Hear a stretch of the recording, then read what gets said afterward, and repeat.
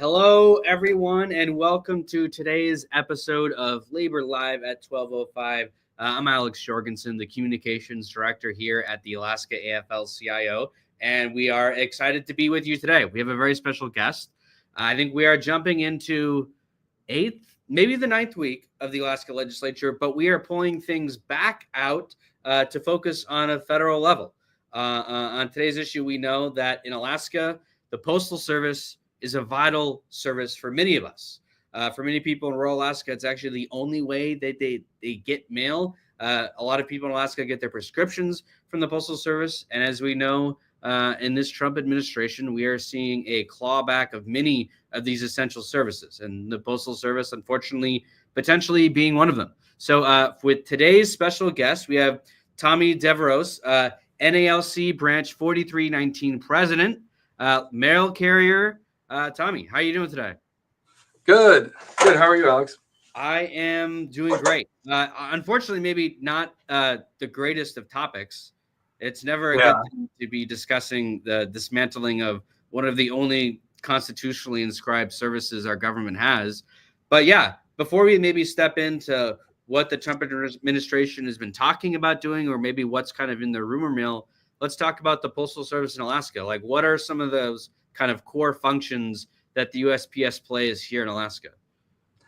Yeah. So on top of just regular mail delivery that we have, like you mentioned, prescriptions, our mail-in ballots and important documents, that kind of thing, we have what's called the bypass mail system.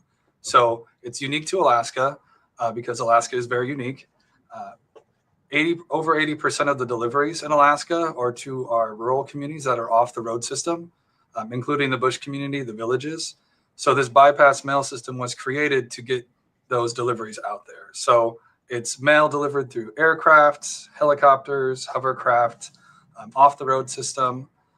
And it's a part of the universal service mandate that the post office has. And that is that we deliver to every address in America and the territories as well. So it's a vital part to Alaska to get to those villages, to get to those places you can't get to by, a mail truck. So it's very important. They don't even deliver every day of the week like we get here in Anchorage, in the Valley, and the Peninsula. It might only be 3 days a week.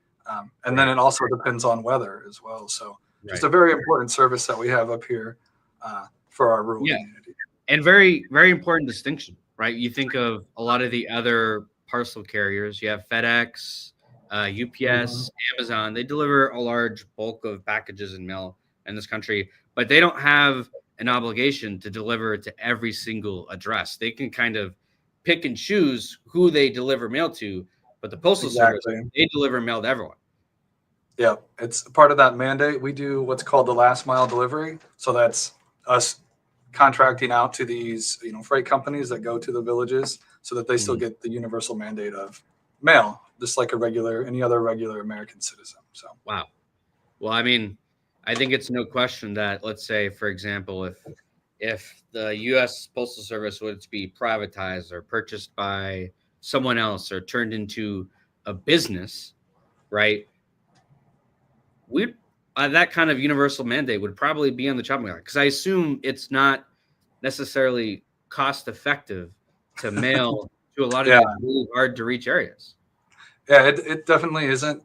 It's around $500 million, or not million. Or it is million, it's not billion. $500 million every year spent on the bypass mail system. And that's definitely something that they would want to cut to make the government more efficient, as they're trying to say. So that's something that if they did keep, the prices would be astronomically increased. They might not even deliver the 3 days that they do now. It might just be once a week, once every other week, or it could just be completely cut out. And then the villages and the rural communities would have to rely on private corporations or entities to deliver their goods, meaning that they could be charged crazy prices with no one there to regulate it, like the post office is. So. Right. Yeah. And this brings us right into, I think, kind of the most important topic of our conversation. We're hearing new things coming out of the Trump administration, what seems like every hour. Every hour there seems to be a new press release about, so this is changing. Social Security benefits, you can no longer approve them on the phone, right? So what has the National Association of Letter Carriers been kind of hearing about some of the changes that could potentially be coming to the U.S. Postal Service? Yeah, so there was a Washington Post article that the White House had leaked information about the changes that they were going to do. Fortunately, our national union is just a couple of blocks away from Capitol Hill, so they get some of these leaks, ahead of time. So we were made aware about that before that article came out. So they want to eliminate the Board of Governors, which is a regulatory committee for the post office. They're appointed by the president and approved through Congress. But they want to fire all of them, get rid of that, and then move us to the Department of Commerce. Currently, we're an independent agency of the federal government, and they want to put us back into a department that's underneath the executive branch. So it was separated from the Postal Reorganization Act of 1971, and now they want to put us back under it so that they can control us essentially, and then sell us to privatize the Postal Service. So essentially dismantling everything that we just talked about with bypass mail and all of that. I mean, that's crazy. It makes sense that the Postal Service shouldn't be an entity that's caught up in, the political changes that happen every 4 years, right? It's an organization that delivers mail. That's what it's supposed to do. It's not supposed to get intertwined in who's in the president office, who's not, right? So it makes sense how it's a separate. And the Trump administration, like you're saying, they just want to bring it back in so they can control it. Exactly. I mean, that's how the post office used to be back in the day, in the 1800s, in the early days. It was, who's going to be loyal to me? And that's who was appointed to the postmaster general and the postmasters in local, communities like Anchorage. And then when the new administration would come in, fire all the old people and then hire new ones. So that's kind of the mentality that we're getting from the current administration, where they just want loyalists, not, people who's who just best do for the jobs. job. Yeah. So doesn't sound very efficient. Doesn't sound very efficient with this. Yeah. They don't like it when you throw that word back at them, though. They do not. They do not. So kind of scary, honestly. I mean, potentially millions of dollars that Alaska is kind of currently subsidized because we're so hard to reach, and rightfully so, right? Could go away, potentially escalating the costs of goods in rural Alaska that are already so costly. So what can we do? What can we do about this to help prevent it?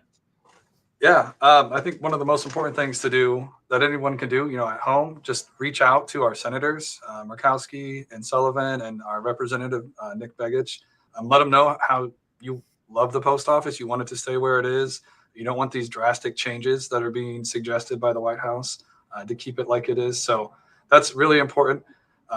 We had our legislative liaison down in DC a couple of weeks ago, and he met with all three offices, and they said they had already gotten a lot of calls, emails, and letters about it. So we do have a lot of support already, but it never hurts to follow up and call again if you already have. But more immediately, we have a rally this Sunday here in Anchorage at the Midtown Mall. We're going to be on the car side, Old Seward and Benson. It's our Fight Like Hell rally. We got our shirt on. We have about 100 shirts, so the first 100 people, we got shirts for you. We'll have signs. We're going to have a little rally at the beginning with, I think, 4 speakers right now, and then we're just going to be along the roadside there on the sidewalk, just waving signs and asking for people to support the post office. Anyone is welcome. It's all ages, friends, family. We'll have a lot of letter carriers there and other postal employees, clerks, and whatnot. So the more, the merrier. If there's anything labor likes to do, I can't think of anything better than a rally. It's kind of what we do best. We get loud, and it's important for everyone to come out. This isn't right. This isn't an issue that's like just impacting letter carriers, right? This impacts all of us because all of us receive mail. So really, all of us have skin in the game. So again, if you're in the Anchorage area, please come out, rally Sunday. Come after church, come after whatever you're doing. Get out of the house, 3 p.m. By the Midtown Mall. Perfect. Well, Tommy, thanks so much. Anything else you want to add before we let the viewers go? Yeah, just real quick. I didn't mention the other part of the bypass mail is that it is a $500 million program that benefits the people who are receiving the mail, but it also benefits our local economy with those aircraft freight, transportation agencies that benefit from that as well. So it's not just getting mail; it's also the people who are delivering it outside of letter carriers. So absolutely. Well, Tommy, thanks again so much for coming on the program. Fighting like hell. Thank you for standing up for the Postal Service and all the work you do for those working families that deliver the mail. Yeah, thanks, Alex. Look forward to seeing you guys on Sunday. Awesome. Well, again, folks, that is it for today's episode of Labor Live at 12:05. Thanks so much for tuning in. Catch us back next week as we break down another important issue facing Alaska's working families. So have a good one, and we'll see you at the rally on Sunday.